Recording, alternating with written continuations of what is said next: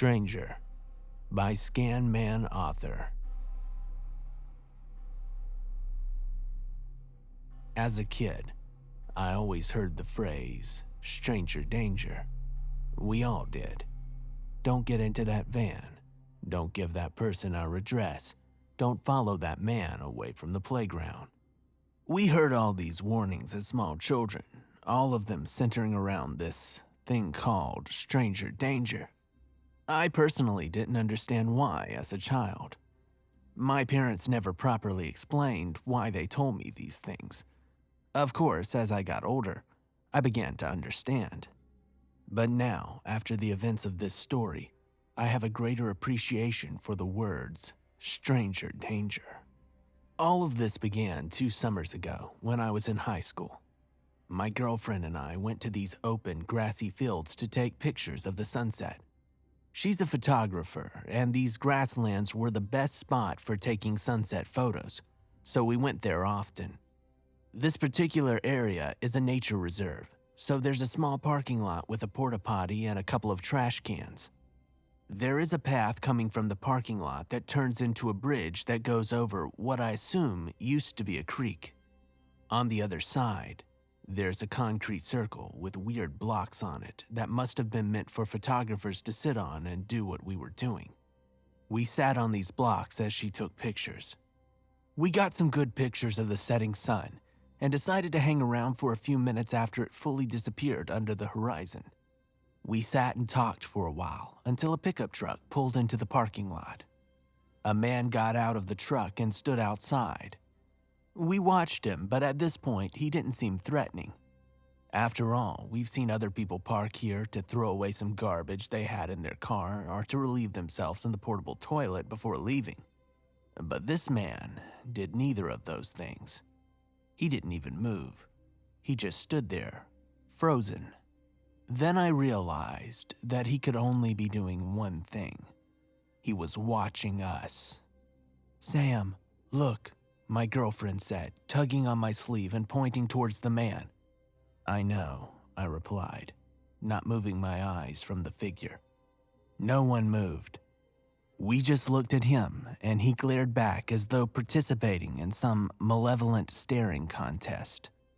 I squinted, trying to make out anything about him in the darkness, but I couldn't see anything. "We have to go, Emma," I said. "How? He's between us and your car," she pointed out. She was right. He was standing just off the path leading to the bridge.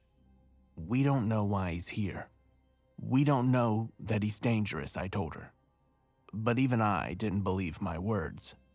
We decided we could run for it if need be. I took my keys out of my pocket and closed my fist around them with the narrow end sticking out between my fingers to use as a weapon, just in case. I should note that I'm not a big guy. But if this person tried something, I sure wouldn't go down without a fight. We walked slowly towards the bridge, watching the man as we walked. "Get behind me," I told Emma, but she refused. "I'm not going to let anything happen to you," she said. This started a whispered argument about her needing to run if something happened. We got halfway across the bridge when the man finally moved. He turned and got back into his truck, but he didn't leave. He just sat there.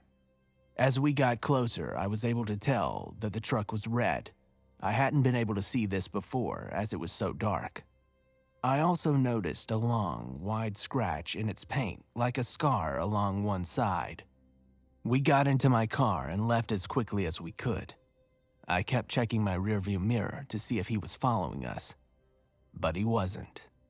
We were creeped out, but not enough that we felt unsafe or anything. I dropped her off at her house and I went home. By the next day, both of us had mostly forgotten about it. Winter came.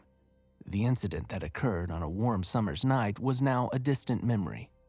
I woke up one morning to a sheet of freshly fallen snow. Emma texted me and asked me if I wanted to go take pictures in a wooded area in the nearby town. I said I did. She picked me up after lunch and we left. The road we had to take was just by a highway and winded through the woods. At the entrance of this road, there were thin woods, and we stopped here first to take a few pictures. Then we drove a little further on the road, which turned right to a plain of open fields that came right before the woods began. We stopped and started to make our way to the woods through the open field. We stopped every few feet so Emma could take a picture of snow on tall weeds or of the tree line. We finally crossed the threshold into the woods about 15 minutes later and continued walking, arm in arm. At first, the trees were smaller and spaced further apart, but the forest grew thicker. We walked for a while until we came to a frozen creek. I put a foot on the ice, testing it for a moment before stepping onto it. "Be careful," Emma warned. "It's safe," I replied, and helped her down onto the ice. We walked along it for a while, thinking that it was fun to slide around on the frozen creek. Emma took a couple of pictures of branches hanging over it. Then we heard a loud crack that sounded like a gunshot, and the ice shifted underneath us. We scampered off the ice as quickly as we could, onto the other side of the creek. "Are you okay?" Emma asked me breathlessly. I nodded. "Yeah? You?" I said. "Yeah, it scared me a little, that's all," she replied. "Me too. Let's keep going," I said, and I took her hand. We continued walking for a little further until we came to a spot a few yards before a large clearing. We stopped because we suddenly had a bad feeling about where we were. "You feel that too?" I asked her. She nodded mutely, scanning the tree line on the other side of the clearing. The feeling in my gut grew, and I pulled my attention to one particular part of the woods just to our left on the other side of the open area. I glanced away to look at Emma and asked, "Do you still have that feeling?" "Yeah." "Do you?" she answered. "Yeah. Is it pulling you in a specific direction?" I asked.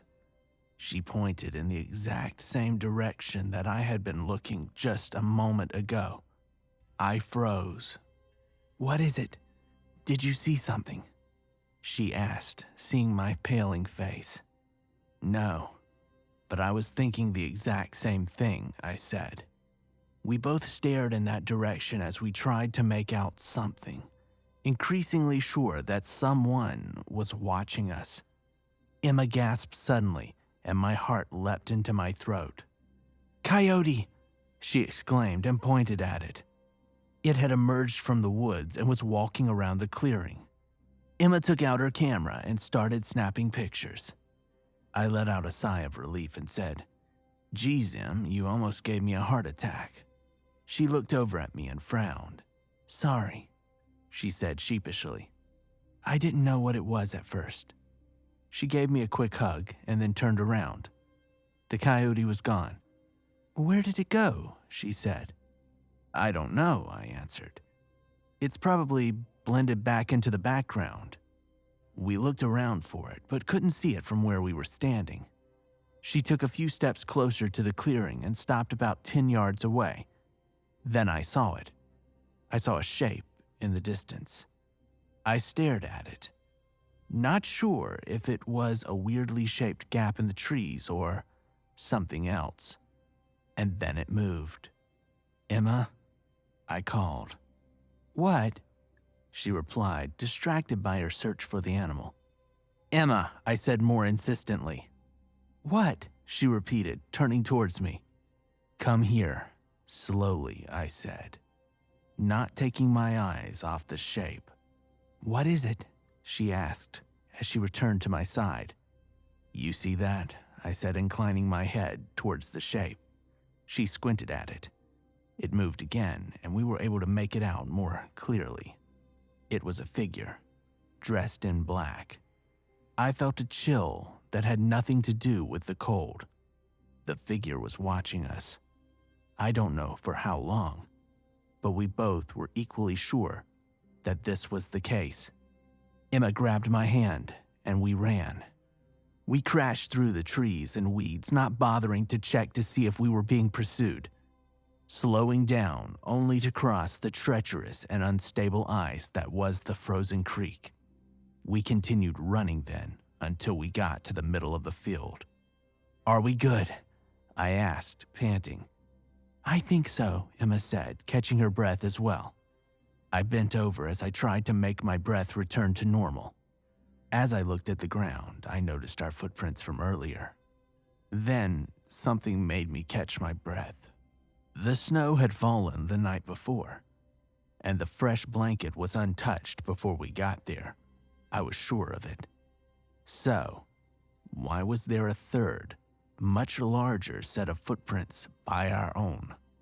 "Emma, look," I said, pointing at the footprints. Her face went pale. She grabbed my hand, and we ran all the way back to the car. "Do you think he followed our footprints and wrapped his way around us?" Emma asked me breathlessly as we ran. "I don't know, but he was there at some point," I replied as we finally got to the car. She unlocked it and we threw open the doors before diving in. We sat there for several minutes to catch our breath. "Are we sure we saw someone? The shape was pretty far away," Emma asked. "It moved. It had to have been someone.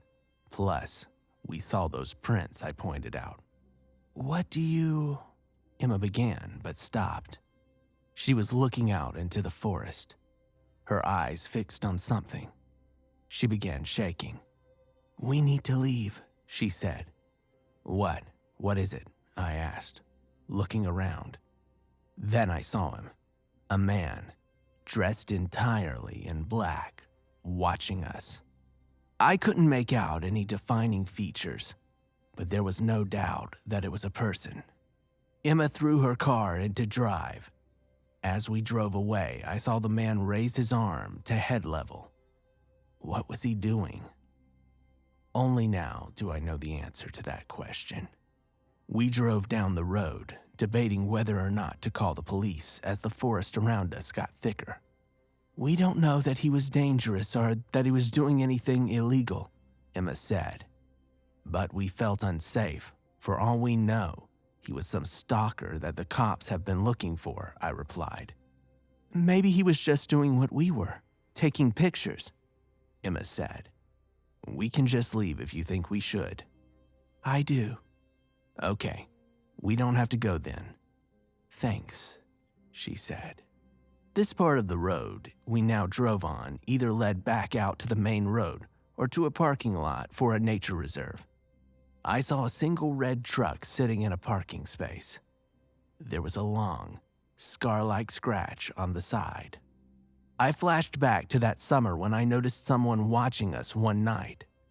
I noticed something then that I didn't that night. On the rear window of that truck were stickers in the shape of people that families have on their cars. Only, this one had a man with 12 children and teenagers standing next to him. I waited until we were safely out of the woods to explain this to Emma. "Oh no, oh my God, Sam, are you sure?" she asked, her voice beginning to tremble. "Positive," I said. Do you think—" she began but trailed off. She swallowed hard. "Do you think he knew who we were? Do you think he recognized us?" she asked. "Of course not," I said. "He couldn't have," I replied, trying to hide my uncertainty. I didn't sleep well that night. Every time I closed my eyes, I saw that man. It was probably nothing. "You're overreacting," I scolded myself. But that simply didn't make sense. He wouldn't be that far in the woods unless he was up to something, and he must have followed us into the woods since we found his footprints near ours. The fact that he came out of the woods as we got into the car after running proves that he pursued us, because there's no way he could have caught up with us if he was simply walking in our general direction. No matter how I examined the situation in my head, I came to the same conclusion. Whoever this person was, they had malicious intent. The following days weren't easy. I drive past a wooded area every day on my way to school, and it made me anxious just looking at it. It reminded me of how unsafe I had felt the last time in the woods, and the feeling returned every time that I passed them. People dressed in darker clothing that I saw from a distance made me want to run. I shared this feeling with Emma, and she said that she was having similar issues. She apologized profusely, saying my issue was her fault because she dragged me along that day. I disagreed, but she wouldn't budge. About a week and a half after the incident in the woods, I was leaving work and I got into my car when I noticed something on my windshield. It was a Polaroid. It was facing out so that I couldn't see what it depicted in the photo. I got out to examine it. I took it off my windshield and I looked at it. What I saw turned my limbs to jelly, and I almost fell over in shock. It was a picture of me. The background was too blurry to tell where I was when the photo was taken, but it was definitely me. It looked like I was walking somewhere and that I was facing away from whoever took the picture. I looked around to see if I was being watched, but the parking lot was empty. I took a deep breath to try and calm my rapidly beating heart. It's probably just a prank, I thought. Some idiot kid trying to scare me, I told myself. They saw me get out of my car, they took this picture, and they left it on my car for me to find when I got back as a joke. I put the picture in my pocket and I drove home, feeling a little uneasy, but not unsafe. After all, it was just a prank, right? The next day, I went to my girlfriend's house to hang out for a while. We hadn't seen each other in person since the incident in the woods. We had only talked on the phone and texted, and we needed to see each other. We sat on the couch and waited for the next episode of a Netflix show to start. Something weird happened to me today, Emma said. What's that? I asked. She pulled something out of her purse, and I felt a chill as I saw what it was. Someone put this Polaroid picture of me on my car at Starbucks today. I went inside, and when I came out, there it was, she explained. She handed me the photo. It was like the one of me, the location indiscernible.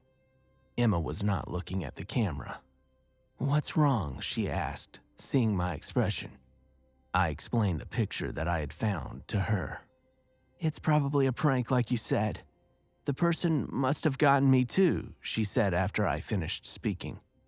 I guess it's just a really weird coincidence is all, I replied.